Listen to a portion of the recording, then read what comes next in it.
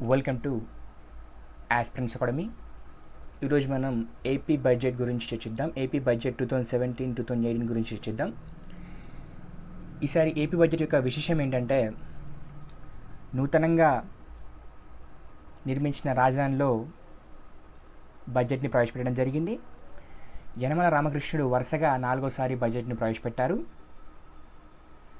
ఇంకో విషయం ఏంటంటే, సాధారణ బడ్జెట్ నుంచి వ్యవసాయ బడ్జెట్ వేరు చేసి చూపించడం జరిగింది. ఇది దేశంలోనే మొట్టమొదటిసారి అని చెప్పేసి గుర్తుంచుకోండి.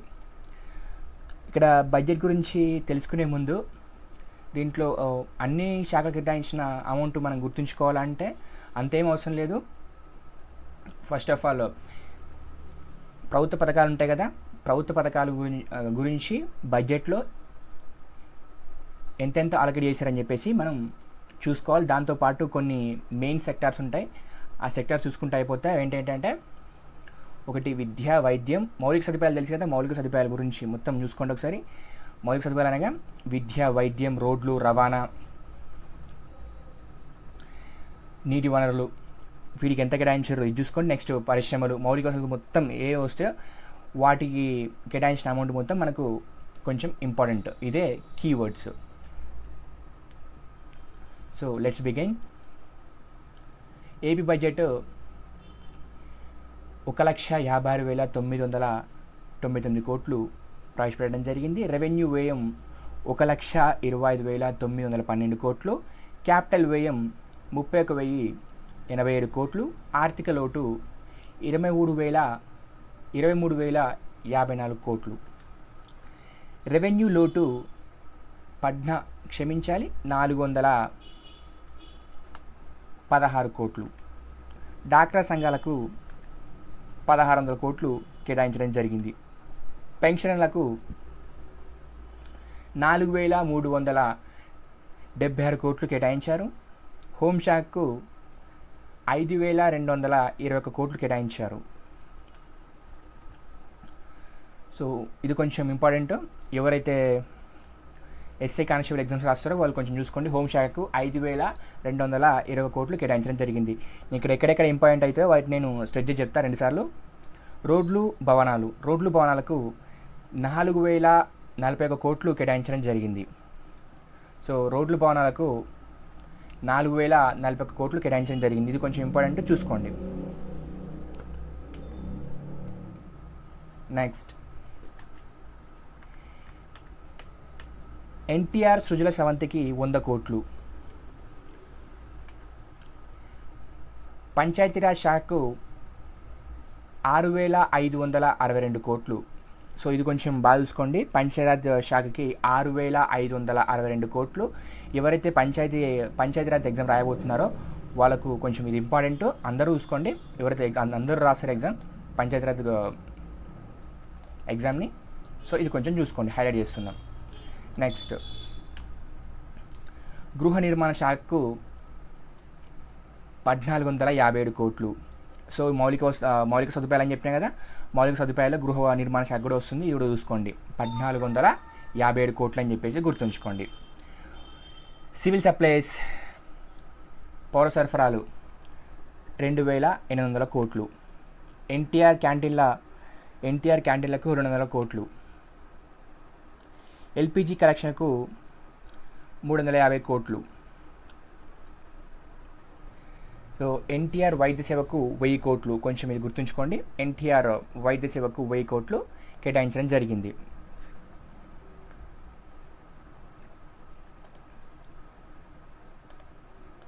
సో నేను కొంచెం హైలైట్ చేస్తే కల్సర్తో మెయిన్ గ్రామీణ రహదారులకు 262 కోట్లు కేటాయించడం జరిగింది. సో ఇది మనకి ఇది కూడా ఇంపార్టెంటే. నెక్స్ట్, రైతులకు రుణమాఫీ కోసం 3,600 కోట్లు కేటాయించడం జరిగింది. మహిళా సాధికారత సంస్థకు 400 కోట్లు. ఇది మహిళా సాధికారత సంస్థ, ఇది సంస్థకు 400 కోట్లు కేటాయించడం జరిగింది. ఇదే మహిళకు మళ్ళీ మహిళా సంక్షేమం, పెన్షన్దారుల వృద్ధులకు కలిపి 1,700 కోట్లు సపరేట్గా అలొకేషన్ చేసిర్రు. అది ముందు వస్తే చూద్దాం. ఇక్కడే ఉంది, దాని కిందే ఉంది. సో సంస్థకి, మహిళా సాధికార సంస్థ కేటాయించింది మాత్రం 400 కోట్లు. స్త్రీ శిశు వికలాంగులు సీనియర్ సిటిజన్లు సంక్షేమం కోసం 1773 కోట్లు కేటాయించడం జరిగింది. దివ్యాంగులను పెళ్లి చేసుకుంటే ఇంతకుముందు 50,000 మాత్రం ఇచ్చేవారు గవర్నమెంట్, ఇప్పుడు అది 1,00,000కు పెంచడం జరిగింది. విద్యుత్ శాఖకు 4,311 కోట్లు కేటాయించడం జరిగింది. మనకి ఇది కూడా కొంచెం ఇంపార్టెంటే, కల్చర్తో హైలైట్ చేస్తున్న. రాజధాని ప్రాంత అభివృద్ధికి 1,061 కోట్లు కేటాయించడం జరిగింది. స్కిల్ డెవలప్మెంట్కి 398 కోట్లు కేటాయించడం జరిగింది. నెక్స్ట్ ఇది మనకి ఇది కూడా ఇంపార్టెంటే, జలవనరుల శాఖకు 12,770 కోట్లు. సో ఇది కూడా ఇంపార్టెంటే మనకు. సో జలవనరుల శాఖకి 12,770 కోట్లు కేటాయించడం జరిగింది. నిరుద్యోగ వృత్తికి 500 కోట్లు, వికలాంగుల సంక్షేమం కోసం 89 కోట్లు కేటాయించడం జరిగింది. కాపు కార్పొరేషన్కి 1000 కోట్లు, బ్రాహ్మణ కార్పొరేషన్కి 75 కోట్లు, కైసవ కార్పొరేషన్కి 35 కోట్లు కేటాయించడం జరిగింది. జెరూసలేం యాత్రికులకు జెరూసలేం ఎవరైతే వెళ్తారో వాళ్ళకు ఏపీ ప్రభుత్వం తరపున 20,000 సహాయం అందిస్తుండే. ఆ సహాయాన్ని 20,000 నుంచి 40,000కు ఇప్పుడు పెంచారు ఈ బడ్జెట్లో. ఇది కూడా ఇంపార్టెంటే మనకు. కొత్తగా చర్చిల నిర్మాణానికి సాయం 1,00,000 నుంచి 3,00,000లకు పెంచారు. ఇంతకుముందు కొత్తగా చర్చి కడితే 1,00,000 రూపాయలు మాత్రమే ఇచ్చారు సాయం ప్రభుత్వం తరపున, ఇప్పుడు 3,00,000లకు పెంచారు. మసీదులో పనిచేసే ఇమాంలు మౌజంలకు 24 కోట్లు కేటాయించారు. వాక్ సర్వే కమిషన్కి 50 కోట్లు కేటాయించారు. ఇది కూడా మనకు కొంచెం ఇంపార్టెంట్, ఇక్కడ కొంచెం స్పెల్లింగ్ మిస్టేక్ అయింది. పాఠశాల విద్యకు 17,197 కోట్లు కేటాయించడం జరిగింది. పాఠశాల విద్యకు 17,197 కోట్లు కేటాయించడం జరిగింది. ఉన్నత విద్య కోసం 3,513 కోట్లు కేటాయించడం జరిగింది. సో ఇంపార్టెంట్ అనేది నేను కల్చర్తోనే హైలైట్ చేస్తా, చూసుకోండి.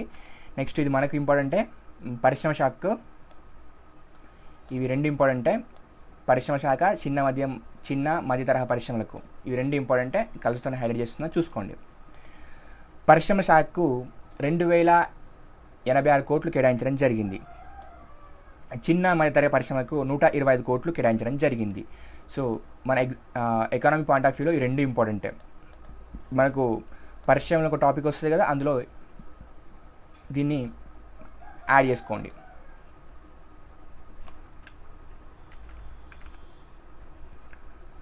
అమరావతిలో అంబేద్కర్ స్మృతి వనానికి 97 కోట్లు.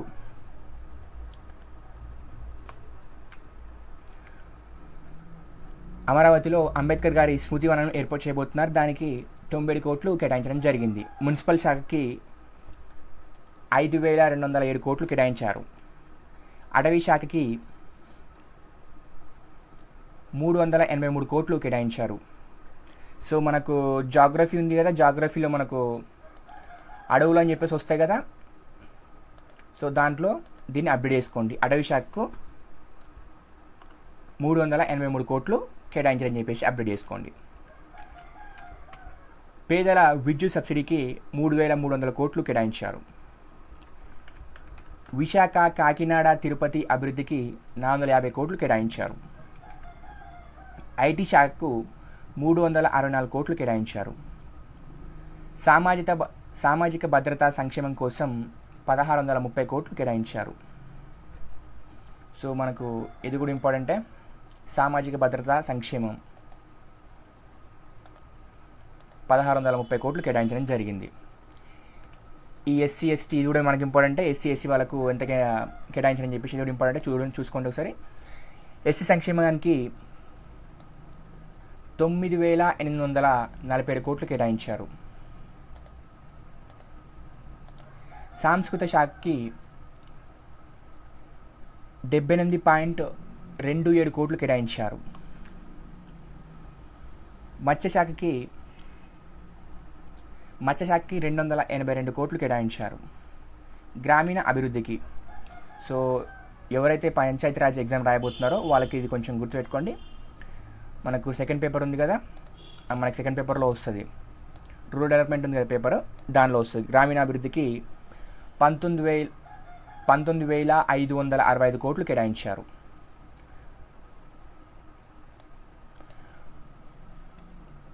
పశుగానాభివృద్ధికి 1,112 కోట్లు కేటాయించారు.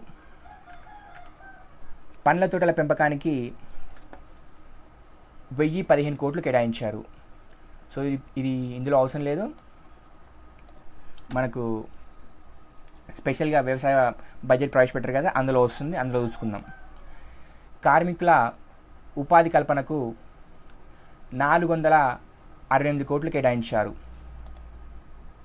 నెక్స్ట్ రవాణా రంగానికి 1,677 కోట్లు కేటాయించడం జరిగింది. నెక్స్ట్ ఇది కూడా ఇంపార్టెంటే, ఆరోగ్య శాఖకి 7,020 కోట్లు కేటాయించారు. సో మౌలిక సదుపాయాలు ఏవైతే ఉంటాయో వాటన్ని గురించి మనం ప్రాథమికంగా చదవాలి.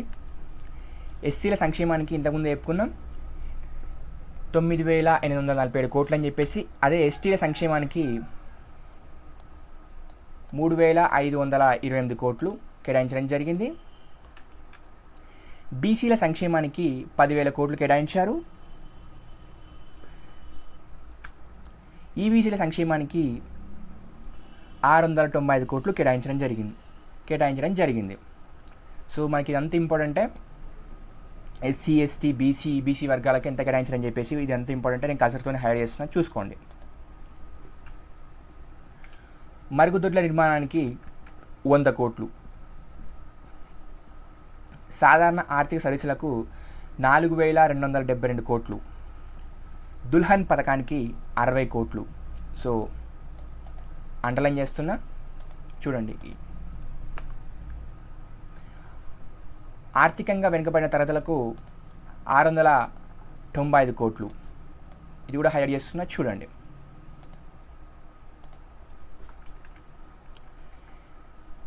విజయవాడ మెట్రో రైల్కి 100 కోట్లు.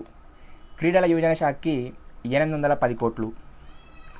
వ్యవసాయ అనుబంధ రంగాలకు 9,091 కోట్లు కేటాయించడం జరిగింది. సో ఇది కూడా మనకి ఇంపార్టెంట్. సో ఇది వ్యవసాయానికి కాదు, వ్యవసాయ అనుబంధ రంగాలకు గుర్తుంచుకోండి. మళ్ళీ వ్యవసాయం వచ్చి వేరే ఉంది, ఇది వ్యవసాయ అనుబంధ రంగాలకు 9,090 కోట్లు కేటాయించడం జరిగింది.